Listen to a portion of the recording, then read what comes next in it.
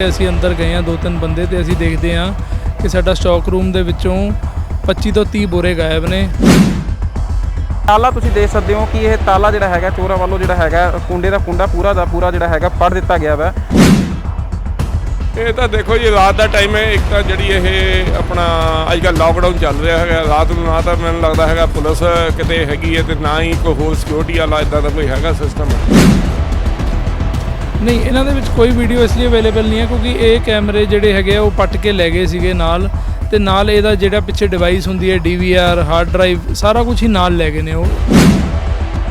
ਔਰ ਲੁਧਿਆਣਾ ਜਿਹਨੂੰ ਕਿ ਹੌਜ਼ਰੀ ਦਾ ਮੈਨਹਟਨ ਕਿਹਾ ਜਾਂਦਾ ਹੈ, ਔਰ ਉੱਥੇ ਇੰਨੀ ਵੱਡੀ ਘਟਨਾ ਅੰਜਾਮ ਹੋ ਜਾਣੀ ਬਾਦਰ ਕੇ ਰੋਡ ਤੇ ਜਿੱਥੇ ਹਰੇਕ ਫੈਕਟਰੀ ਇਸੇ ਚੀਜ਼ ਨੂੰ ਲੈ ਕੇ, ਤਾਂ ਸਾਰਿਆਂ ਵਾਸਤੇ ਬਹੁਤ ਡਰ ਦੀ ਗੱਲ ਹੈ। ਔਰ ਆਉਣ ਵਾਲਾ ਸਮਾਂ ਇੱਦਾਂ ਲੱਗਦਾ ਹੈਗਾ ਕਿ ਇੰਨੀਆਂ ਕੀ ਵਾਰਦਾਤਾਂ ਹੋ ਜਾਣੀਆਂ ਕਿ ਇਹਨਾਂ ਨੂੰ ਕੰਟਰੋਲ ਕਰਨਾ ਵੀ ਔਖਾ ਹੋ ਜਾਏਗਾ। ਇਹ ਰਿਪੋਰਟ ਜਿਹੜੀ ਦਰਜ ਹੋਈ ਹੈ ਜੀ FIR ਆਪਣੀ ਹੋਈ ਹੈ ਜੀ ਸਲੇਮ ਟਾਬਰੀ ਦੇ ਵਿੱਚ, ਤੇ ASI ਹੈਗੇ ਨੇ ਜੀ ਜਨਕ ਰਾਜ ਜੀ। ਪੁਲਿਸ ਹਜੇ ਕੁਝ ਕਿਤੇ ਨਹੀਂ ਸਾਨੂੰ ਪਹੁੰਚਾ ਪਾ ਰਹੀ, ਅਸੀਂ ਉਹਨਾਂ ਨੂੰ ਏਰੀਆ ਡਿਫਾਈਨ ਕਰਕੇ ਦੇ ਦਿੱਤਾ ਹੈਗਾ। ਲੁਧਿਆਣਾ ਲਾਈਵ ਦੇਖਣ ਵਾਲੇ तमाम ਦਰਸ਼ਕਾਂ ਦਾ ਸਵਾਗਤ ਹੈ। ਮੈਂ ਵਿਸ਼ਾਲ ਕਪੂਰ। ਜਦੋਂ ਕੋਵਿਡ ਮਹਾਮਾਰੀ ਆਈ ਹੈ ਉਸ ਤੋਂ ਬਾਅਦ ਜਿਹੜਾ ਲੋਕਡਾਊਨ ਲਗਾਇਆ ਗਿਆ ਵਾ, ਉਸ ਤੋਂ ਬਾਅਦ ਚੋਰ ਜਿਹੜੇ ਨੇ ਇੰਨੇ ਸਕਰੀਏ ਹੋ ਚੁੱਕੇ ਹੋਏ ਨੇ। ਚੋਰ ਜਿਹੜੇ ਨੇ ਇਹ ਚੀਜ਼ਾਂ ਦਾ ਬਹੁਤ ਹੀ ਫਾਇਦਾ ਚੱਕਣ ਲੱਗ ਗਏ ਨੇ। ਲੁਧਿਆਣਾ ਦੇ ਵਿੱਚ ਚੋਰੀ ਦੀ ਵਾਰਦਾਤਾਂ ਲਗਾਤਾਰ ਵਧੀਆਂ ਹੀ ਜਾ ਰਹੀਆਂ। ਜੋ ਗੱਲ ਕਰੀਏ ਫੋਨ ਖੋਹਣ ਦੀਆਂ ਵੀ ਵਾਰਦਾਤਾਂ ਲਗਾਤਾਰ ਵਧੀਆਂ ਜਾ ਰਹੀਆਂ ਨੇ। ਲੇਕਿਨ ਅਸੀਂ ਬਾਂਗਾ ਫੈਸ਼ਨ ਦੇ ਬਾਹਰ ਅਸੀਂ ਖੜੇ ਹੋਏ ਹਾਂ, ਮੌਜੂਦ ਹਾਂ ਅਸੀਂ ਬਾਦਰ ਕੇ ਰੋਡ ਦੇ ਉੱਤੇ ਫੈਕਟਰੀ ਮੌਜੂਦ ਹੈਗੀ ਹੈ, ਜਿੱਥੇ ਕਿਹਾ ਜਾ ਰਿਹਾ ਕਿ ਰਾਤ ਨੂੰ ਜਿਹੜਾ ਹੈਗਾ ਤੁਸੀਂ ਦੇਖ ਸਕਦੇ ਹੋ ਤਸਵੀਰਾਂ ਦੇ ਵਿੱਚ, ਤੁਹਾਨੂੰ ਅਸੀਂ ਦਿਖਾਉਂਦੇ ਹਾਂ ਪਹਿਲੇ ਕਿ ਇਹ ਤਾਲਾ ਤੁਸੀਂ ਦੇਖ ਸਕਦੇ ਹੋ ਕਿ ਇਹ ਤਾਲਾ ਜਿਹੜਾ ਹੈਗਾ ਚੋਰਾਂ ਵੱਲੋਂ ਜਿਹੜਾ ਹੈਗਾ ਕੁੰਡੇ ਦਾ ਕੁੰਡਾ ਪੂਰਾ ਦਾ ਪੂਰਾ ਜਿਹੜਾ ਹੈਗਾ ਪੜ ਦਿੱਤਾ ਗਿਆ ਵਾ। ਪੱਟ ਕੇ ਜਿਹੜਾ ਹੈਗਾ ਫੈਕਟਰੀ ਦੇ ਅੰਦਰ ਦਾਖਲ ਹੋਇਆ ਗਿਆ ਹੋਊਗਾ। ਇਹ ਤਸਵੀਰਾਂ ਨੇ।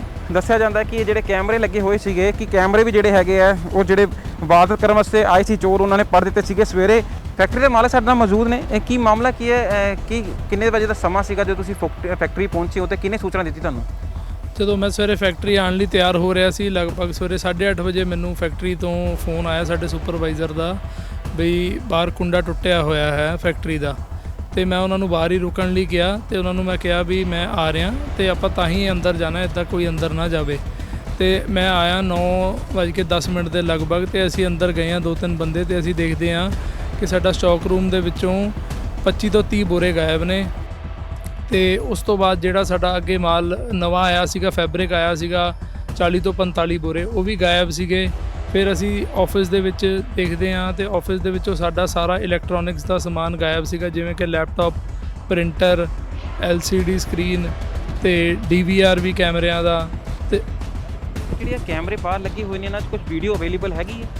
ਨਹੀਂ, ਇਹਨਾਂ ਦੇ ਵਿੱਚ ਕੋਈ ਵੀਡੀਓ ਇਸ ਲਈ ਅਵੇਲੇਬਲ ਨਹੀਂ ਹੈ ਕਿਉਂਕਿ ਇਹ ਕੈਮਰੇ ਜਿਹੜੇ ਹੈਗੇ ਆ ਉਹ ਪੱਟ ਕੇ ਲੈ ਗਏ ਸੀਗੇ ਨਾਲ, ਤੇ ਨਾਲ ਇਹਦਾ ਜਿਹੜਾ ਪਿੱਛੇ ਡਿਵਾਈਸ ਹੁੰਦੀ ਹੈ DVR ਹਾਰਡ ਡਰਾਈਵ ਸਾਰਾ ਕੁਝ ਹੀ ਨਾਲ ਲੈ ਗਏ ਨੇ ਉਹ। ਇਹ ਜਿਹੜੇ ਕੈਮਰੇ ਨੇ ਨਵੇਂ ਲਗਾਏ? ਹਾਂਜੀ ਸਰ, ਇਹ ਅਸੀਂ ਹੁਣ ਨਵੇਂ ਲਵਾਏ ਨੇ। ਲੱਗੇ ਹੋਇਆਂ ਤੇ ਇੰਨੀ ਵੱਡੀ ਚੋਰੀ ਹੋ ਗਈ ਤੇ ਉਹ ਆਪਾਂ ਕਿਵੇਂ ਛੱਡ ਸਕਦੇ ਹਾਂ ਇਹਨੂੰ? ਇਹ ਤਾਂ ਅੱਜ ਕੱਲ੍ਹ ਐਸੈਂਸ਼ੀਅਲ ਹੈਗਾ, ਇਹ ਤਾਂ ਲਵਾਉਣਾ ਹੀ ਪੈਂਦਾ। ਫੈਕਟਰੀ ਦੇ ਵਿੱਚ ਮੁਲਾਜ਼ਮ ਜਾਂ ਤੁਹਾਡਾ ਕੋਈ ਵਰਕਰ ਮੌਜੂਦ ਨਹੀਂ ਹੁੰਦਾ? ਨਹੀਂ ਸਰ, ਸਾਡਾ ਬੰਦਾ ਕੋਈ ਅੰਦਰ ਮੌਜੂਦ ਨਹੀਂ ਹੁੰਦਾ ਰਾਤ ਨੂੰ। ਕੈਮਰੇ ਤੋੜ ਦਿੱਤੇ, ਤੁਹਾਡੇ ਵਾਰਦਾਤ ਨੂੰ ਇੰਜਾਮ ਦੇ ਦਿੱਤਾ, ਫਿਰ ਤੁਸੀਂ ਕਿਸ ਤਰ੍ਹਾਂ ਟਰੇਸ ਕੀਤਾ ਤੇ ਪੁਲਿਸ ਨੂੰ ਸੂਚਨਾ ਦਿੱਤੀ ਹੈ ਤੇ ਕਿਸ ਤਰ੍ਹਾਂ ਤੁਸੀਂ ਇਹਨੂੰ ਸਾਰੇ ਨੂੰ ਟਰੇਸ ਕਰ ਰਹੇ ਹੋ? ਅਸੀਂ ਉਸ ਟਾਈਮ ਫਿਰ 100 ਨੰਬਰ 'ਤੇ ਫ਼ੋਨ ਕੀਤਾ ਤੇ ਫਿਰ ਆਪਣੇ ਜਿਹੜੇ ਇੱਧਰ ਐਸੋਸੀਏਸ਼ਨ ਵਾਲਿਆਂ ਤੋਂ SHO ਸਾਹਿਬ ਦਾ ਨੰਬਰ ਲੈ ਕੇ ਉਹਨਾਂ ਨੂੰ ਵੀ ਇਨਫੋਰਮ ਕੀਤਾ ਵੀ ਇੱਦਾਂ ਵਾਰਦਾਤ ਇੱਥੇ ਰਾਤ ਹੋ ਗਈ ਹੈ, ਤੇ ਫਿਰ ਉਹਨਾਂ ਨੇ ਆਪਣੇ ਮੁਲਾਜ਼ਮ ਭੇਜੇ ਸੀਗੇ ਤੇ ਫਿਰ ਕਾਰਵਾਈ ਕੀਤੀ ਹੈ।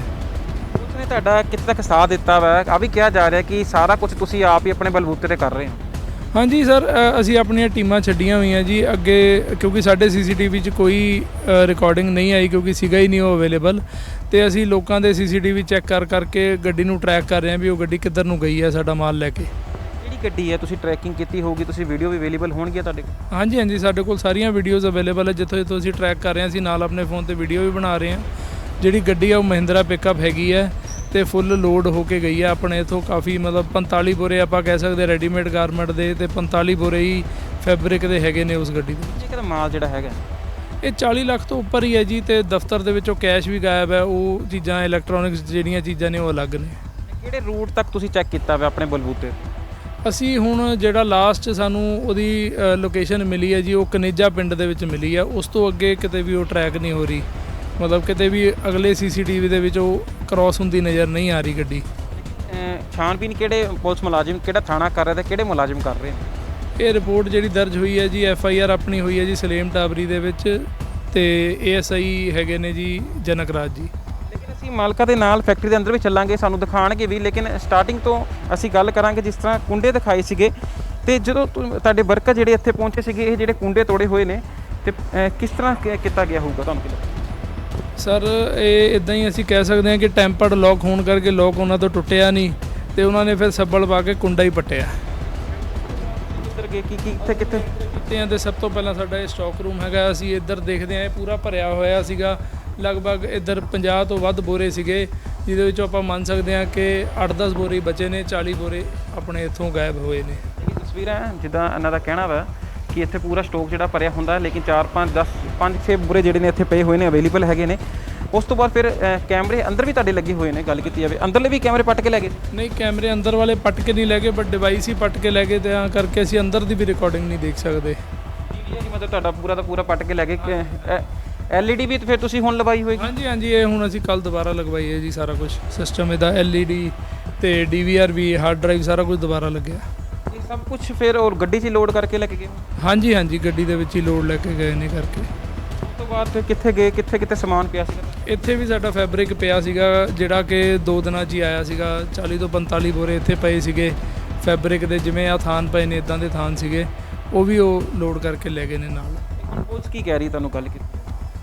ਪੁਲਿਸ ਹਜੇ ਕੁਝ ਕਿਤੇ ਨਹੀਂ ਸਾਨੂੰ ਪਹੁੰਚਾ ਪਾ ਰਹੀ, ਅਸੀਂ ਉਹਨਾਂ ਨੂੰ ਏਰੀਆ ਡਿਫਾਈਨ ਕਰਕੇ ਦੇ ਦਿੱਤਾ ਹੈਗਾ, ਤੇ ਹੁਣ ਉਹ ਕਹਿੰਦੇ ਨੇ ਵੀ ਅਸੀਂ ਆਪਣੇ ਬੰਦੇ ਲਗਾਉਂਦੇ ਆ ਤੇ ਤੁਹਾਨੂੰ ਛਾਣਬੀਨ ਕਰਕੇ ਦੱਸਦੇ ਆ। ਕੁਝ ਵੀਡੀਓ ਸੀਗੀਆਂ ਤੁਹਾਡੇ ਕੋਲ, ਤੁਸੀਂ ਉਹ ਵੀਡੀਓ ਦਿਖਾ ਸਕਦੇ ਹੋ ਕਿ ਕਿਹੜੀ ਗੱਡੀ ਹੈ, ਕਿੱਦਾਂ ਲੋਡ ਹੋ ਕੇ ਜਾ ਰਹੀ ਹੈ? ਤੁਸੀਂ ਉਹ ਵੀਡੀਓ ਮੈਂ ਚਾਹੁੰਦਾ ਕਿ ਅਸੀਂ ਦਿਖਾਈਏ। ਮੈਂ ਦਿਖਾਉਣਾ ਸਰ ਤੁਹਾਨੂੰ ਵੀਡੀਓ। ਇਹ ਤਸਵੀਰ ਹੈ ਕਿ ਵੀਡੀਓ ਜਿਹੜੀ ਹੈ ਰੋਟੇਟ ਕਰ ਦਿਓ, ਤੁਸੀਂ ਦੇਖ ਸਕਦੇ ਹੋ।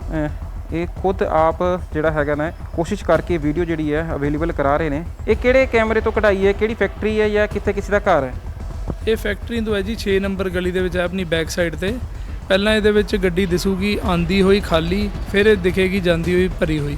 ਅੱਗੇ ਉਹਨਾਂ ਦੇ ਨਾਲ ਇੱਕ ਬਾਈਕ ਵੀ ਹੈਗਾ ਗੱਡੀ ਤੋਂ ਅੱਗੇ, ਉਹ ਜਿਹੜਾ ਕਿ ਉਹਨਾਂ ਨੂੰ ਰਸਤਾ ਦਿਖਾ ਰਿਹਾ ਹੈ। ਖਾਲੀ, ਇਹ ਗੱਡੀ? ਹਾਂਜੀ ਸਰ, ਇਹ ਖਾਲੀ ਗੱਡੀ ਗਈ ਹੈ ਹੁਣ। ਇਹ ਤਸਵੀਰ ਹੈ ਹੁਣ, ਜਿੱਦਾਂ ਫੈਕਟਰੀ ਮਾਲਕ ਕਹਿ ਰਹੇ ਨੇ ਕਿ ਭਰੀ ਅੱਗੇ ਗੱਡੀ ਜਿਹੜੀ ਹੈ ਲੋਡ ਹੋ ਕੇ ਜਾਊਗੀ। ਹਾਂਜੀ ਸਰ, ਆ ਗਈ ਜੀ ਗੱਡੀ।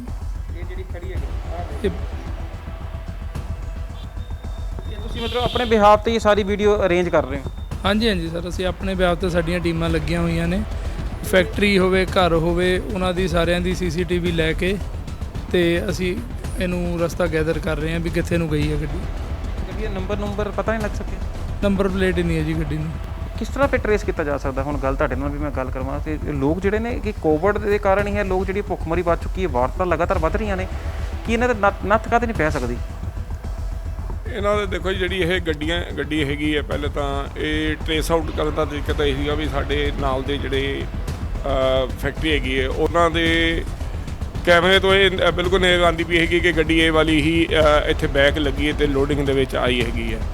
ਲੋਡਿੰਗ ਤੋਂ ਬਾਅਦ ਉਹ ਨਿਕਲੀ ਹੈਗੀ ਤੇ ਪਿਛਲੀ ਸਾਡੀ ਗਲੀ ਦੇ ਵਿੱਚੋਂ ਦੀ ਜਦੋਂ ਗੱਡੀ ਇਹ ਨਿਕਲ ਕੇ ਜਾ ਰਹੀ ਹੈਗੀ ਹੈ ਤਾਂ ਉਹਦੇ 'ਤੇ ਬੜਾ ਕਲੀਅਰ ਨਜ਼ਰ ਆ ਰਿਹਾ ਹੈਗਾ ਕਿ ਇੱਥੇ ਉਸੇ ਹੀ 2 ਜਾਂ 3 ਸੈਕਿੰਡ ਤੋਂ ਬਾਅਦ ਇਹ ਗੱਡੀ ਉੱਥੋਂ ਦੀ ਨਿਕਲ ਕੇ ਜਾ ਰਹੀ ਹੈ।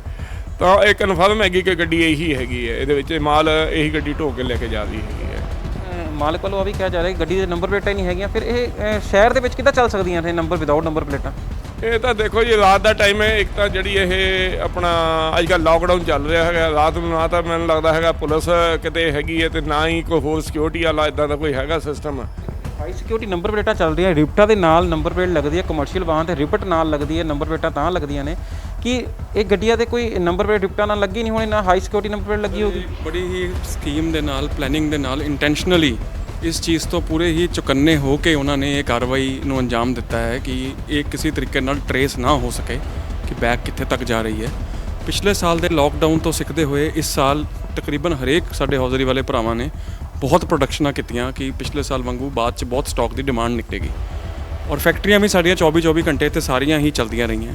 ਇਹ ਤਾਂ ਸਿਰਫ ਇਸ ਵਾਰੀ ਜਦੋਂ ਲਾਸਟ ਐਕਸਟੈਂਸ਼ਨ ਦਿੱਲੀ ਨੇ ਦੁਬਾਰਾ ਕੀਤੀ ਲਾਕਡਾਊਨ ਨੂੰ ਐਕਸਟੈਂਡ ਕਰਨ ਦੀ, ਤੇ ਓਵਰ ਸਟਾਕਿੰਗ ਹੋਣ ਦੇ ਕਾਰਨ, ਓਵਰ ਪ੍ਰੋਡਕਸ਼ਨ ਹੋ ਜਾਣ ਦੇ ਕਾਰਨ ਸਿਰਫ ਟਾਈਮਿੰਗ ਘਟਿਆ, ਨਹੀਂ ਤਾਂ ਤਕਰੀਬਨ ਫੈਕਟਰੀਆਂ ਤੇ 24 ਘੰਟੇ ਕੰਮ ਕਰਦੀਆਂ ਔਰ ਇਹੀ ਗੱਲ ਹੋਈ ਹੈ। ਅਸੀਂ ਵੀ ਪਿਛਲੇ ਇੱਕ ਹਫ਼ਤੇ ਤੋਂ ਸ਼ਾਮੀ 6 ਵਜੇ ਵਾਈਂਡ ਅਪ ਕਰਕੇ ਅਗਲੇ ਦਿਨ ਸਵੇਰੇ 8 ਵਜੇ ਆ ਰਹੇ ਸੀ ਔਰ ਸਿਰਫ ਪੈਕਿੰਗਸ ਦੇ ਉੱਪਰ ਹੀ ਧਿਆਨ ਸੀ, ਕਿਉਂਕਿ ਸਮਾਨ ਤਾਂ ਸਾਰਾ ਮੈਨੂਫੈਕਚਰ ਹੋ ਚੁੱਕਾ ਸੀ ਔਰ ਉਹ ਪੂਰਾ ਪੈਕ ਹੀ ਇਕੱਲਾ ਹੋ ਰਿਹਾ ਸੀ। ਔਰ ਲੁਧਿਆਣਾ ਜਿਹਨੂੰ ਕਿ ਹੌਜ਼ਰੀ ਦਾ ਮੈਨਹਟਨ ਕਿਹਾ ਜਾਂਦਾ ਹੈ ਔਰ ਉੱਥੇ ਇੰਨੀ ਵੱਡੀ ਘਟਨਾ ਅੰਜਾਮ ਹੋ ਜਾਣੀ ਬਾਦਰ ਕੇ ਰੋਡ ਤੇ, ਜਿੱਥੇ ਹਰੇਕ ਫੈਕਟਰੀ ਇਸੇ ਚੀਜ਼ ਨੂੰ ਲੈ ਕੇ, ਤਾਂ ਸਾਰਿਆਂ ਵਾਸਤੇ ਬਹੁਤ ਡਰ ਦੀ ਗੱਲ ਹੈ ਕਿ ਕਿੱਦਾਂ ਇਹ ਕੰਮ ਹੋ ਸਕਦਾ ਹੈ। ਤਾਂ ਪ੍ਰਸ਼ਾਸਨ ਵੱਲੋਂ ਬਹੁਤ ਵੱਡਾ CCTV ਦਾ ਜਾਂ ਚੈੱਕਸ ਦਾ ਚਾਹੀਦਾ ਹੈਗਾ।